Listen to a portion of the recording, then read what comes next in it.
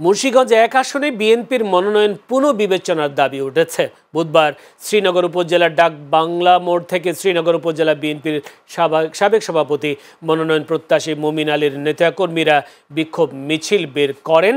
বিক্ষোভ মিছিলটি ঢাকা মাওয়া এক্সপ্রেসওয়ের ছনবাড়ি আন্ডারপাস ও পরে ডাকবাংলা সড়কে অবস্থান নিয়ে সমাবেশ করে।